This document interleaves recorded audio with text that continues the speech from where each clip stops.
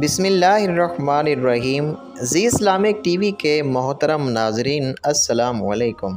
پیارے دوستو، آج کی ویڈیو میں ہم آپ سے شیئر کریں گے ایک اللہ والی عورت کا واقعہ جسے ہندوؤں نے پکا کر کھا لیا، اور اللہ والی نے اپنی کیا کرامات دکھائی۔ تو بڑھتے ہیں ویڈیو کی طرف۔ ایک بار کی بات ہے کہ ہندوستان کے ایک دور افتادہ گاؤں میں اللہ والی عورت رہتی تھی۔ ان کا نام بی بی نورہ تھا۔ بی بی نورہ اپنی دینداری اور اللہ کے راستے پر چلنے کی وجہ سے پورے گاؤں میں مشہور تھیں۔ وہ ہر وقت ذکر الہی میں مشغول رہتی اور لوگوں کی مدد کرنے میں پیش رہتی تھی۔ بی بی نورہ کا گاؤں ہندو اور مسلمانوں کے درمیان محبت اور بھائی چارے کی ایک عمدہ مثال تھا۔ یہاں کے ہندو اور مسلمان مل جل کر رہتے تھے اور ایک دوسرے کی خوشیوں اور غموں میں شریک ہوتے تھے۔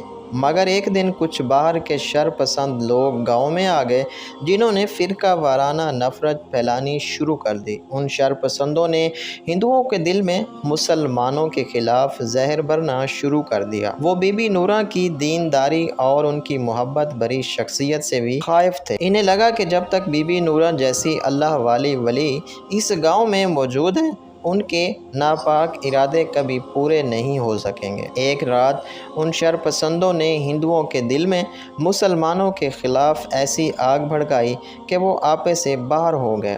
انہوں نے فیصلہ کیا کہ بی بی نورہ کو راستے سے ہٹانا ضروری ہے۔ انہوں نے بی بی نورہ کے گھر پر حملہ کرنے کا منصوبہ بنایا۔ جب رات کے اندھیرے میں یہ شر پسند بی بی نورہ کے گھر پہنچے تو انہوں نے انہیں زبردستی اٹھایا اور ایک ویران جگہ لے گئے۔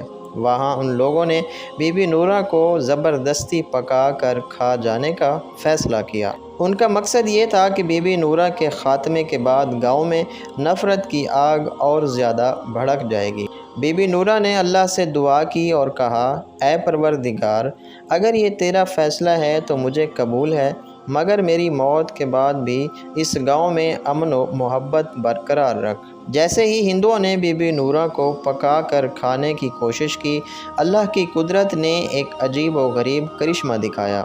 بی بی نورہ کے جسم سے ایک نور نکلا اور فضا میں بلند ہوا۔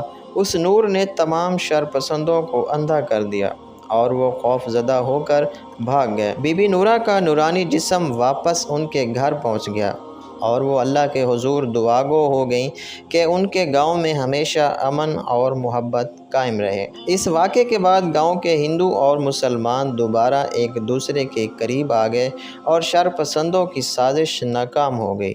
بی بی نورہ کی اللہ پر یقین اور ان کی دعا نے گاؤں کو نفرت کی آگ سے بچا لیا۔ اس دن کے بعد بی بی نورہ کو نور والی کہا جانے لگا اور ان کی محبت اور بھائی چارے کی داستان ہمیشہ کے لیے گاؤں والوں کے دلوں میں محفوظ ہو گئی۔